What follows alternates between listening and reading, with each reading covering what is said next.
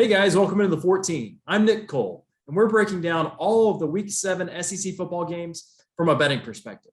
Today, we're talking about the Florida Gators visiting the LSU Tigers in an SEC East-West clash in Tiger Stadium in Baton Rouge on Saturday. This game has a noon Eastern kickoff, which is 11 a.m. local time, and it'll be broadcast on ESPN. From a betting perspective, this game opened with Florida as an 11-point favorite. The lines moved slightly as the week's gone on. The Gators are now an 11.5-point favorite as of Thursday afternoon. The over-under on the game is held firm. It opened at 59.5, and that's where you find it on Thursday afternoon. I'll bring in our betting analyst, Christopher Smith. Christopher, what do you make of this? Usually this game has some sort of a national title implication to it. Not so much this year. Yeah, I mean, I don't know if this is right of me. And I feel a little bit better by the fact that these coaches are making millions and millions of dollars, and that if they do lose their jobs, they'll make even more millions of dollars from that. But I do get a kick out of especially colorful coaches when things are going poorly, and kind of, Urban Meyer's situation has been somewhat entertaining to me personally in Jacksonville. And I think the Edo year this year has certainly been entertaining. Hopefully, no matter what happens, nobody ends up in a fishing hole in the bayou, as he said on his radio call show last week. But we'll see. We'll find out. Nick, why don't you take us through the weather, injuries, and Nick's news and notes in this game? Sure. So let's start with the weather. Like I said, we've got an early 11 a.m. local time kickoff for this game. And so we're going to have temperatures in the low 70s for that. And it's going to, obviously maybe tick up a little bit as the afternoon crawls along. We have wind that may be a little bit of something to watch on game day. It's projected to be between 12 and 15 miles an hour. And like we say on this show, Christopher usually says your antenna should go up once we cross the 10 mile an hour threshold on wind. It could impact the total of the game. So check that before you place your bets on Saturday morning, see where it's going to be at. On the injury side of things, I'll start with Florida first. Just a quick update. Their offensive tackle, Gene DeLance, is questionable for this game. And so that's a guy that they're obviously going to want to back this running game. So watch for his status as Saturday comes along. And then on the LSU side, there's some really bad news kind of all the way around for the Tigers. They're now missing their best wide receiver in Kayshon Boutte. Maybe you could argue probably one of the better wide receivers in the SEC. He's out. And then starting quarterback Eli Ricks is also out. That's in addition to their preseason quarterback number one, running back number one, two of the SEC's best pass rushers, their starting defensive tackle, Derek Stingley Jr., and three safeties. Oh, and a punter as well. They're missing all those guys for various reasons, injuries, eligibility issues. Clearly not the team that they thought they would have rolling in the midseason here. And that brings me to some of my news and notes for this game, talking about LSU and where they're at in the midseason. Coach O's kingdom is sort of crumbling around him. You look at the latest loss against Kentucky. It's just another example of them not being up to the task of matching teams' physicality. And it's starting to feel a little bit like how that team flamed out in 2020, except for the fact that you have a coach that some people might consider a lame duck at this point, sitting there trying to maintain control of a program that seems to be spiraling out of control. So that's going to be interesting to watch in this game, because if you think back to that 2020 season, for everything that went wrong for LSU, the Florida game went right for them. It was the final game of that conference-only 10-game season, and Florida had college football playoff aspirations still at that point in the season, and LSU went into the swamp and with no expectations at all. I can't remember how big of a dog they were. I feel like it was almost 20 points, and they beat the Gators 42-28. So coming off a game for the Gators where they had a 42-0 win against Vanderbilt, it was kind of a ho-hum kind of thing. I think the thing to talk about there is there what type of resentment, anger build up there? Do they take it out on this LSU team that's reeling anyway, trying to get back for that infamous shoe throwing loss in the swamp last season?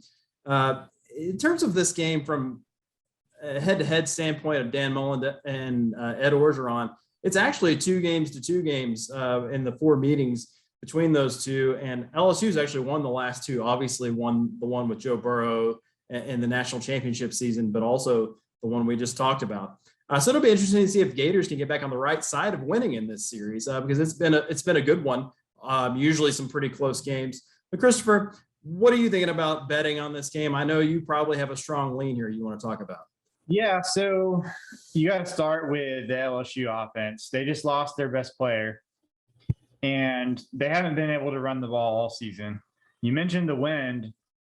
I don't think their quarterback has necessarily the strongest arm in the world. So if he has to throw the ball downfield, depending on the direction of the wind, that may influence his passes a little bit. That could be a factor. So, despite how bad LSU is on offense right now and as many problems as they have, that wouldn't shock me if they did put some drives together that ended up in points. It's also crazy to say this, but it's not hyperbole to say LSU is missing literally all of its most important starters on both sides of the football now. And these are the players that you normally game plan around. And, I thought LSU hadn't necessarily quit, or at least all of LSU hadn't necessarily quit entering the first half at Kentucky. Now they have. I don't think there's any way you can say that a lot of the team has now quit. And I'm hearing that Ed Orgeron is 100% out at the end of the season, that LSU wants to wait until the end of the season. And the only way that would change is if something very embarrassing off the field happens. But you got to wonder, are the coaches completely focused on the game plan? Are the players completely focused on the game plan?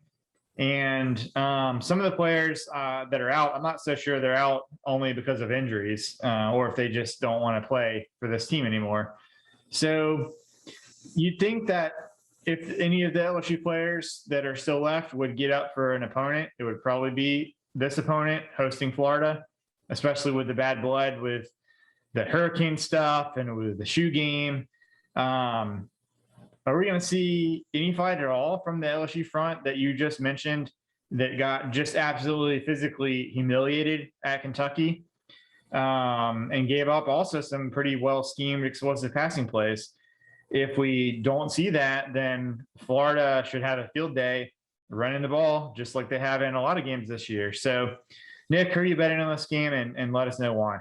Christopher, I want to warn you right out of the gate that you should be concerned, because I think that I agree with you on this game wholeheartedly. And based on the way my picks have gone the last couple of weeks, that's bad news for you, right? I have not been having a good couple of weeks, but this is actually the game I feel kind of the strongest about of all the SEC slate. We've got a lot of good in-conference games this week, but I like Florida and I like laying 11.5 points. I feel like we shouldn't have much trouble with the Gators getting there. I think they're just the better team right now. They're the healthier team right now. They have their best players on the field. And I actually like the over 59.5. I know that you say there's some concern about the wind potentially there, but I'm kind of with you. I don't know that the Florida defense has been as good as it could be. And even though they shut out Vanderbilt, it's weird to say they weren't good in a shutout, but that's more commentary on how bad the Commodores are right now when your defense can look bad and still shut a team out in conference play. But I do think that LSU will be able to score a few touchdowns, and I know I like Florida to score plenty in this game. So give me the over. How are you feeling about it? Yeah, I'm with you. I'm going to take the over 59.5, but as we get closer to the game, if the forecast is 12 to 15 mile an hour winds, I wouldn't advise that anyone bet on the on the total in this game. But Florida minus 10.5 is the very first bet that I made this week. And it's also the biggest bet that I've made all season on any game. So I do like Florida minus 11.5 still. Obviously, if you can find something in the 10.5 and 11 range, shop around. And if you can get that, great. I bet numbers, not teams. So yes, there would be a number that I would actually come back and play LSU in this game if it got high enough, theoretically. But anything that's smaller than 14, I still like Florida. At 14, 14.5, I may be more neutral on the game. And then it would probably take LSU 15 or plus 15.5 for me to even think about sniffing the other side. So I love Florida in this game, especially anything under 14. And I will take over 59.5 for the purposes of this game, but I'm not liking the wind. For Nick Cole, I'm Christopher Smith for the 14, and we'll talk to you next week.